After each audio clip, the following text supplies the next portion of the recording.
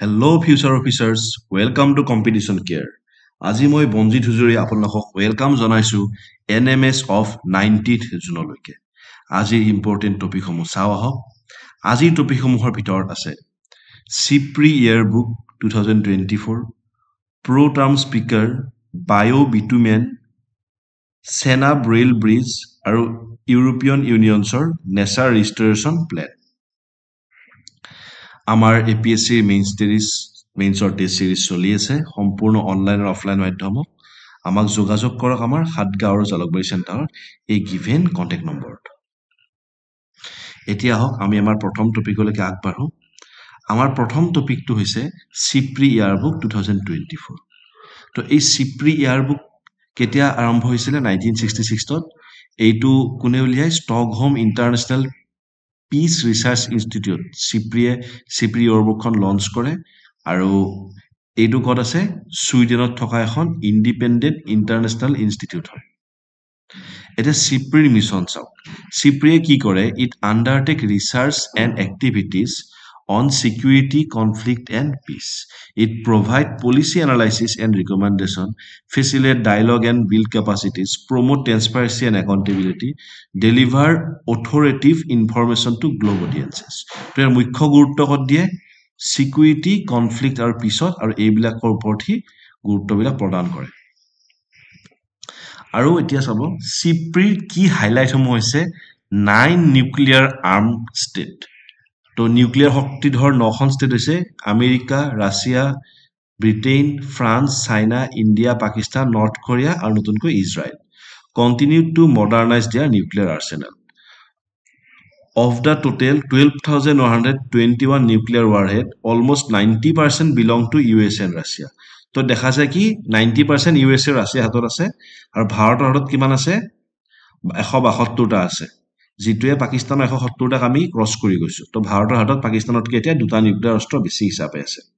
আৰু চাইনাই কি কৰিছে তাৰ নিউক্লিয়াৰ অস্ত্ৰ 3 গুণ কৰিছে। চাইনাৰ হাতত প্ৰায় 500 নিউক্লিয়াৰ অস্ত্ৰ আছে আৰু এই গোটেইবিলাক কি আছে হাই অপাৰেশ্যন এলাৰ্টত প্ৰথমবাৰৰ কাৰণে তেওঁলোকে ৰাখি থৈ দিছে।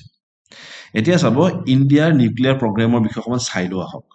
তো ইণ্ডিয়াৰ নিউক্লিয়াৰ প্ৰগ্ৰাম ভাৰত স্বাধীনতাৰ পিছত লাহে লাহে আৰম্ভ হৈছিলে আৰু সম্পূৰ্ণকেইটা ছাকচেছফুল টেষ্টিং হৈছিলে নিউক্লিয়াৰ ৱেপনছ টেষ্টিং 98ত, যিটো আমি পোখৰাণ 2ত আমি কৰিছিলোঁ। ইয়াৰ ওপৰত এখন চিনেমাও আছে। তো এতিয়া চাব 1940 আৰু 1950 চনত আমাৰ নিউক্লিয়াৰ অৱস্থা কেনেকুৱা আছিলে। তো আমাৰ নিউক্লিয়াৰ যিটো শক্তি আছিলে তাৰ প্ৰথম জনক বা ভাৰতত নিউক্লিয়াৰ সায়েন্সৰ প্ৰথম জনক কোন আছিলে ডক্টৰ ভূমি জাহাংগীৰ ভাবা। তেওঁ কি কৰিছিলে nuclear research centre the institute of fundamental research found কৰিছিলে। আৰু এইটো চাব 1960 পৰা 70লৈকে কি ঘটিলে তো হ'ল পিচফুল নিউক্লিয়াৰ এক্সপ্ল'জন। তো কি হ'ল যেতিয়া 1962 চনৰ যুদ্ধত আমি চাইনাৰ লগত পৰাজিত হৈছিলোঁ তেতিয়া নিউ দিল্লীয়ে ফিল কৰিছিলে এটা শক্তিশালী নিউক্লিয়াৰ প্ৰগ্ৰেমক। গতিকে ভাৰতবৰ্ষই কি কৰিছিলে 1974 চনত পোখৰাণত যিটো স্মাইলিং বুদ্ধা বুলি কৈছো আমি পিছত এটা পিচফুল নিউক্লিয়াৰ এক্সপ্ল'জন কৰিছিলে আৰু কৰি সেইটোক আমি পিচফুল স্মাইলিং বুদ্ধা নাম দিছিলোঁ। এই ভাৰতবৰ্ষই গ্লোবেল নিউক্লিয়াৰ ষ্টেজলৈকে নিজক অন্তৰ্ভুক্ত কৰিছিলে। তো এতিয়া চাব শিফট টুৱাৰ্ডছ ৱেপনাইজেশ্যন। ইন 1980s ইণ্ডিয়াৰ nuclear programme shifted from focus on peaceful uses of nuclear programme to military application. 1974ত যদিও আমি টেষ্টিং কৰিছিলোঁ এইটো সম্পূৰ্ণ পিচফুল টেষ্টিং আছিলে, বাট 1980 চনৰ পৰা আমি কি কৰিলোঁ মিলিটাৰী ক্ষেত্ৰত গুৰুত্ব দিব ধৰিলোঁ। আৰু it concern about regional security dynamics including China's nuclear capabilities and proliferation of nuclear weapon. যিটো নিউক্লিয়াৰ ৱেপনৰ প্ৰলিফিৰেশ্যন আছিলে সেই ক্ষেত্ৰত আমি গুৰুত্ব দি কেনে আমি নিউক্লিয়াৰ অস্ত্ৰ শস্ত্ৰ বা নিউক্লিয়াৰ আৰ্চেনাল বনোৱা ষ্টাৰ্ট দিলোঁ। তো এতিয়া চাব পোখৰাণৰ দ্বিতীয় টেষ্ট হা। In May 1998, India conducted series of nuclear tests known as Pokhran 2, codenamed Operation Shakti. সেই সময়ত ভাৰতৰ প্ৰাইম মিনিষ্টাৰ আছিলে অটল বিহাৰী বাজপেয়ী আৰু আমাৰ প্ৰখ্যাত বৈজ্ঞানিক যি ভাৰতৰ ৰাষ্ট্ৰপতি হৈছিলে APJ আব্দুল কালামে ইয়াত আগভাগ লৈছিলে। At Pokhran test range, 5 nuclear devices were denoted. These tests include both fission and thermonuclear fusion devices, showcasing India's ability to develop a range of nuclear weapons. আৰু গোটেইবিলাক কি কৰিছিলে আণ্ডাৰগ্ৰাউণ্ড টেষ্টিং কৰিছিল তেওঁলোকে। তো ইয়াৰ ফলত কি হ'ল ভাৰতবৰ্ষ নিউক্লিয়াৰ শক্তিধৰ ৰূপে আৰু নিউক্লিয়াৰ অস্ত্ৰ শস্ত্ৰ যে আমাৰ লগত আছে পৃথিৱীক আমি তাক জনাই দিছিলোঁ। এতিয়া চাব nuclear doctrine of India. A nuclear doctrine states how a nuclear weapon state should employ its nuclear weapon, both peace and war. তো যুদ্ধৰ শান্তিৰ সময়ত নিউক্লিয়াৰ শক্তিধৰ দেশ এখনে কেনেকুৱাকৈ নিজৰ নিউক্লিয়াৰ আৰ্চেনেলটো ৰাখিব তাৰ এটা ডক্টৰাইন হয়। The doctrine helped to establish deterrence vis-a-vis advisory. Through the মানে কি কৰিব শান্তি আৰু যুদ্ধৰ কাৰণে তেওঁলোকে এটা কাৰবা আইডিঅলজি এটা দিয়ে। Through the nuclear doctrine, a state can communicate its intention to resolve to the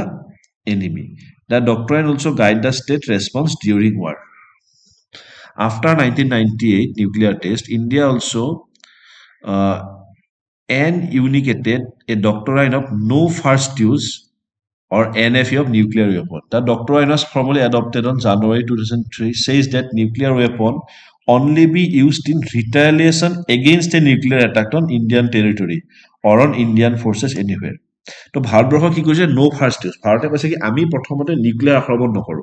যদি আমাক আক্ৰমণ কৰে আমি তেতিয়াহে কৰিম তো ভাৰতে কি নকৰে কেতিয়াও নিউক্লিয়াৰ প্ৰথমতে ফাৰ্ষ্ট এটাক নকৰে এতিয়া চাব এডভান্টেজ বিলাক চাব হা নো ফাৰ্ষ্ট ইউজৰ এডভান্টেজ বিলাক চাব The no first use policy facilitates restrained nuclear weapon program without tactical weapons and complicated command and control system. The doctrine minimizes the probability of nuclear use by avoiding the deployment of weapon on hair-triggering alert and keeping arms race in check. The doctrine also reduces the chances of unnecessary chaos as the onus of taking decision to escalate nuclear use lies on the advisories. তো কি হয় আমাৰ কি হৈছে এতিয়া আমাৰ সিস্টেমটো এনেকা নহয় কাৰো হাতত ঘপককে আমাৰ নিউক্লিয়াৰ সুইচ টিপি দিব নোৱাৰে আক্ৰমণ কৰিব নোৱাৰে বা কোনোবা প্ৰভোক কৰিলে আমি পটককে নিউক্লিয়াৰ এটেক নকৰো তো কি হয় বেলেগক আক্ৰমণ নকৰিলে ন আমিও সেই আক্ৰমণ বেলৰ বাচি থকাৰ ৰাস্তা হয় এইটো এতিয়া চাব এই যে not first use আছে তাৰ এগেইনষ্টত কিছুমান আৰ্গুমেন্ট আছে কিছুমান এইটো মানে অপোজ কৰিছে কেনেকা চাব The idea of no first use of nuclear weapon had been rejected by some nuclear weapon state and adopted only at declaratory level by most if not all by others. Because কিছুমান state এইবিলাক মানি লোৱা নাই কিছুমানৰ মতে তেওঁলোকে first use কৰিব বিচাৰে Nuclear weapons are often seen as antidote to conventional inferiority as the inferior party will seek to deter conventional attack by threatening a nuclear response. এইটো কোনে কৰে বেছিকে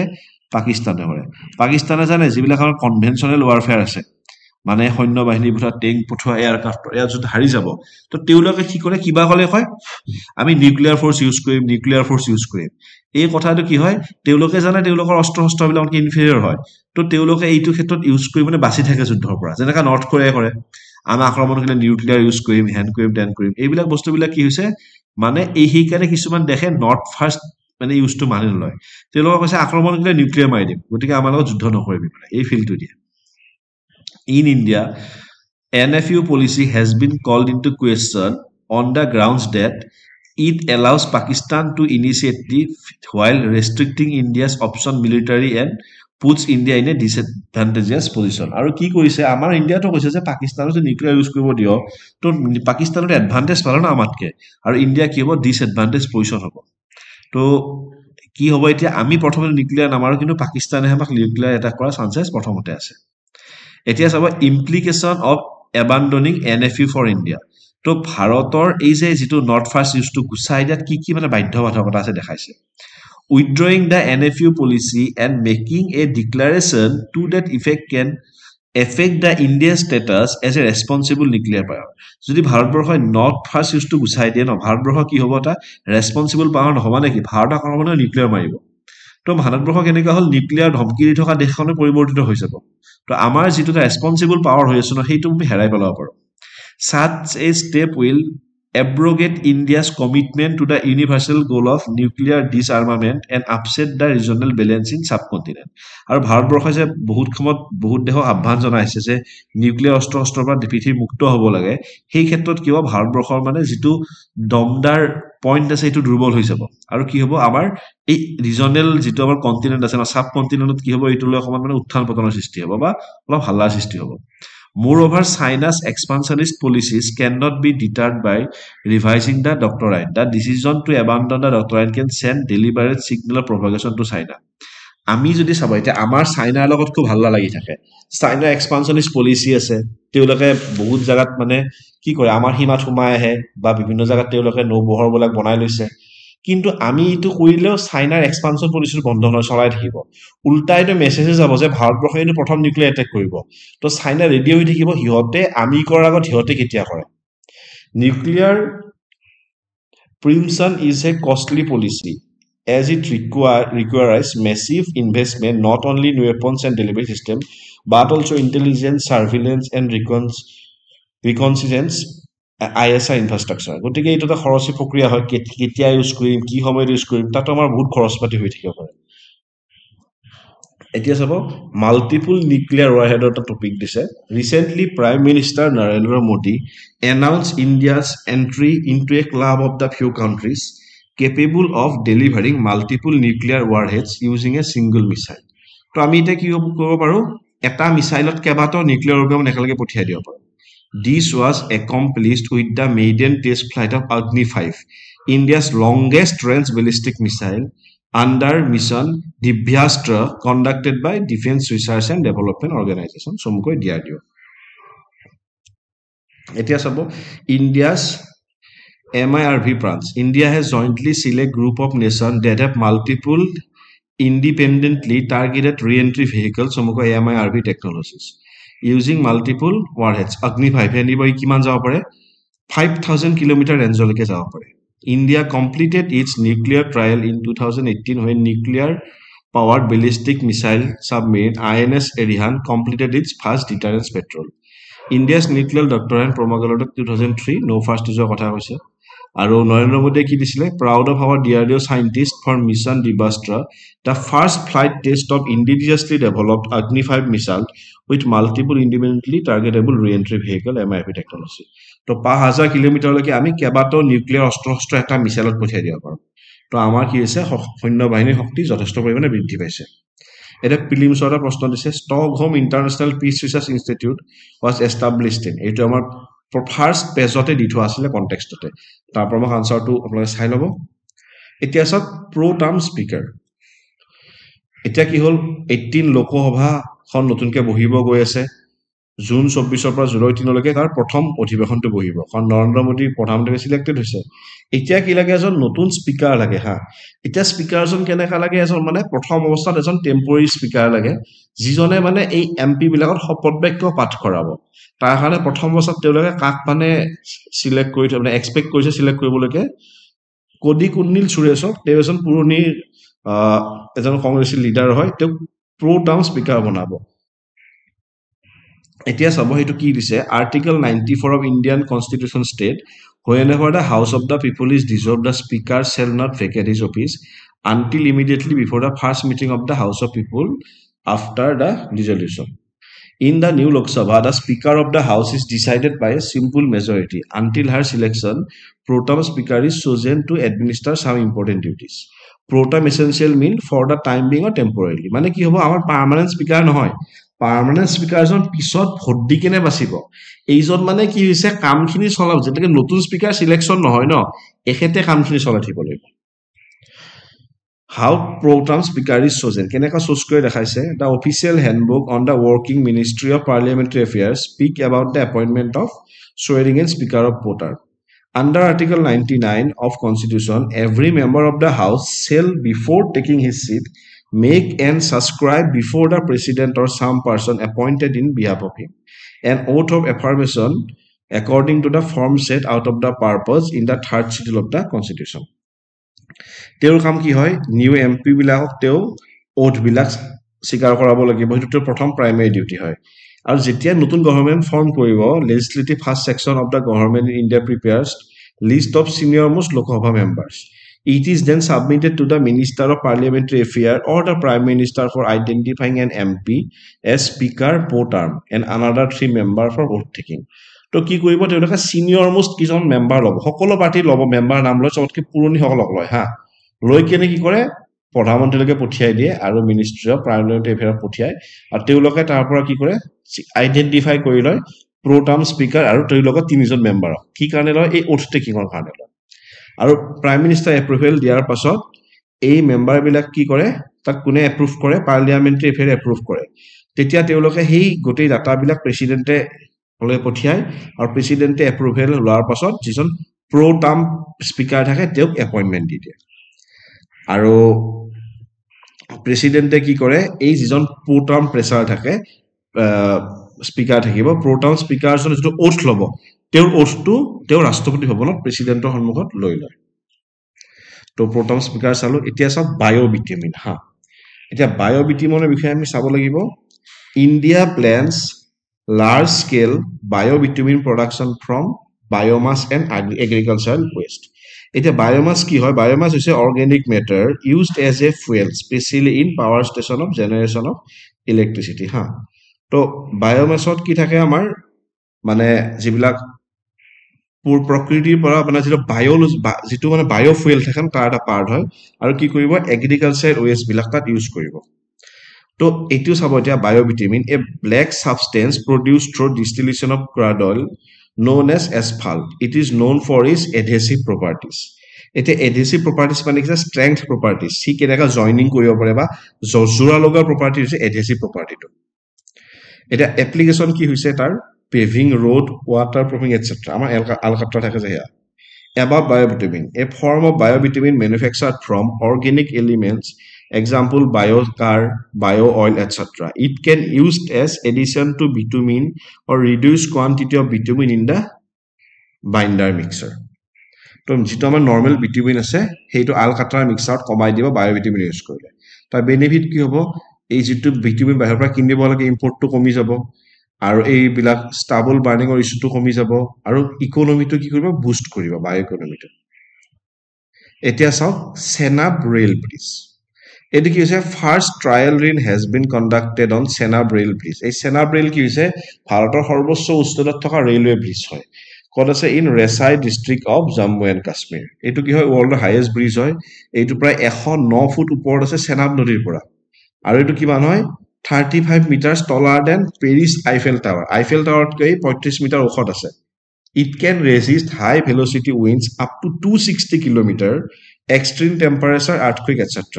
ই প্ৰায় 260 km বেগত আহা মানে বতাহকৰ ৰখাব পাৰে অত্যন্ত গৰম আৰু ভূমিকম্প সকলোকে ৰেজিষ্ট কৰিব পাৰিব. এইটো কত বনা এই সেটা সেনাব ৰিভাৰৰ বিষয়ে সেনাব ৰিভাৰ কত হৈছে এইটো চাইলক এয়া সেনাব ৰিভাৰ হিচাপটো দিছে সেনাব ৰিভাৰ কৈছে চন্দ্ৰ আৰু ভাগা ৰিভাৰৰ যেটো জয়নিং আছে তাৰ পৰা এটো ষ্টাৰ্ট হৈছে আৰু এটো কলৈকে বৈ গৈছে পাকিস্তানৰ সাউথ ইষ্ট ভাগলৈ বৈ গৈছে এখদি কাকলক দিছে সেনাব ৰিভাৰে এই জেলাম ৰিভাৰক লগ লাগিছে আৰু এইফালে ৰভি আৰু ফাইনালি গৈ কত লগ লাগিছে হটলুজ নদীত এই চাওক সেলাম ইয়াত লগ লাগিলে সেলাম ৰিভাৰ চাই যাব ইয়াতে সেনাব নদী এটো বৈ গৈছে গৈ ইয়াতে জেলামক লগ লাগিছে তাৰছত একফালে দেখি আকৌ খুৰি পকি আহি কেনে এনেকাকে ইয়াৰ পৰা আহি কেনে ৰভিক লগ লাগিছে আকৌ ৰভিৰ পৰা হেকত আহি কেনে কত পৰিছে হটলুজ নদী খেখলি ফাইনালি কানেক্টেড হৈ গৈছে আৰু এখন গৈছে পাকিস্তানৰ ফালে বৈ গৈছে হিন্দু নদীৰ ফালে আৰু লাষ্টত গৈ খধলি হিন্দু নদীত সোমাই গ'ল এতিয়া সব ইউৰোপিয়ান ইউনিয়নছৰ নেচাৰ ৰিস্টোৰেশন প্লেনৰ বিষয়ে আমি চাও তো European Union approve NRP first of its kind এটা ইউৰোপিয়ান ইউনিয়ন কি হৈছে এটা supra national political and economic union of 27 মেম্বাৰ্স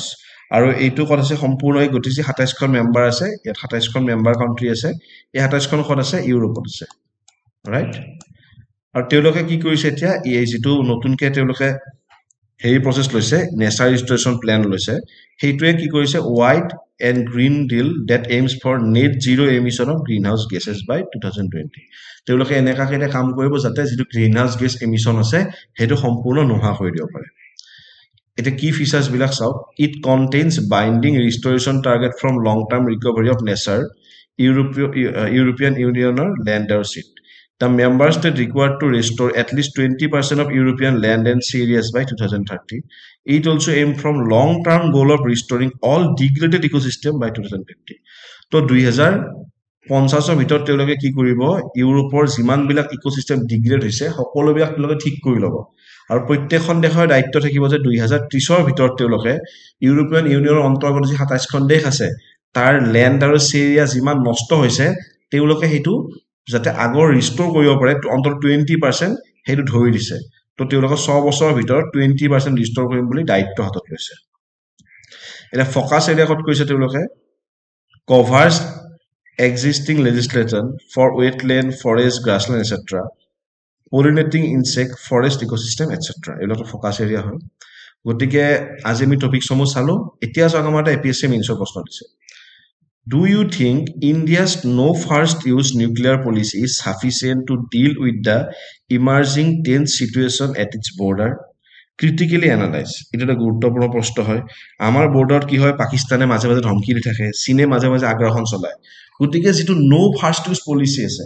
সেইটো সঁচাকে সাফিচিয়েন্ট হয় নে নহয় এইটো এটা গুৰুত্বপূৰ্ণ প্ৰশ্ন হয় এইটো আপোনালোকে চাব তাৰ কাৰণে আপোনালোকে সীমান্তত কেনেকৈ চীনে ডেভেলপমেন্ট কৰি আছে সেই বিষয়ে গুৰুত্ব দিব আৰু ক্ৰিটিক্যালি এনালাইজ কৰি কিনে আমাক 250টা শব্দৰ ভিতৰত coca.testseries@gmail.com লৈকে পঠিয়াই দিব